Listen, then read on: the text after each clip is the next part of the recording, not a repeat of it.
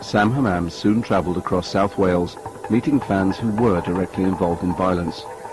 He said this was part of a new approach, to try to rid the club of hooliganism by reaching out to the perpetrators. He said of hooligans, "You have to get into somebody's mind.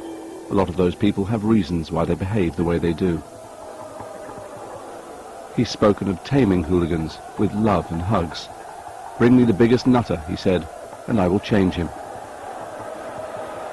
And he didn't just talk. He gave some jobs. Sam Hammam's new head of personal security was a convicted football hooligan. We can't name him for legal reasons. But Hammam's policy of trying to reform hooligans raised serious concerns. He believes in rehabilitation. I'm not against that. I think that's got its proper place. But to bring people who have clearly been involved, directly and indirectly, in football hooliganism into the heart of a football club is really, in my view, almost endorsing their behaviour. And the club had an odd response to police requests for help. Stoke City's ground, the Britannia Stadium. A month before Euro 2000, Cardiff fans rioted in some of the worst football disorder in years. Now under Sam Hammam, Cardiff City refused police requests to publish sheets of suspects in their matchday programmes. Meetings are arranged that were either delayed or postponed.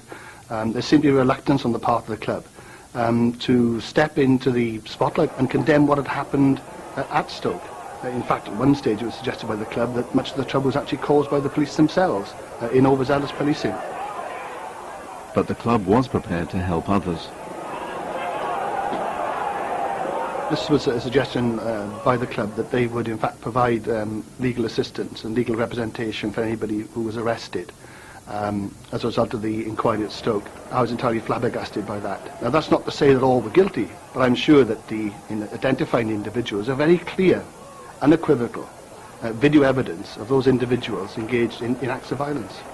So the club's response was, to the least, surprising. Around 70 Cardiff supporters received bans from this one match. The club currently has almost 100 bans, the highest in the Football League. We couldn't meet Cardiff City's conditions for giving us an interview, but the club has said it would publish pictures of suspected hooligans if police agreed to be liable for any complaints. Because of these concerns, Stoke police say they printed a separate sheet, but Cardiff never put it in their match programmes.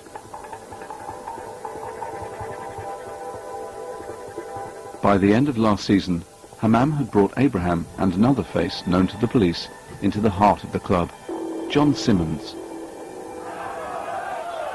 Simmons has previous convictions, though not football related. This is police footage of him goading rival supporters. Having just won promotion to Division 2, Simmons and Abraham took part in a special coach trip to see a match against Mansfield Town. Hammam posed on board with the Soul Crew. The pictures were posted on a Soul Crew website under the heading Sam and the Boys, with all faces except Hammam's hidden. The coaches stopped off at this hotel near Mansfield. Inside, Hammam posed again with the group. The reception was reported as another attempt by Hammam to improve hooligan behaviour. He said he was proud to travel with the Soul Crew. I don't think we should court these people in providing them with coaches to travel away to games, to provide them with entertainment, to provide them with alcohol, for example.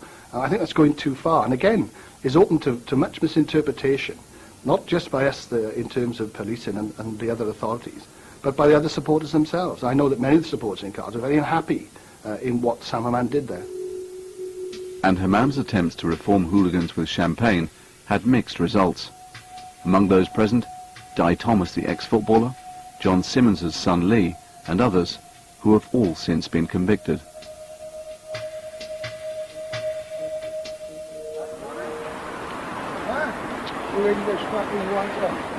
John Simmons, too, is hardly reformed. We've secretly filmed him on the hunt for trouble at matches. Here he's at Wrexham. part of a group pushed back by police dogs as it tries to reach the Wrexham fans.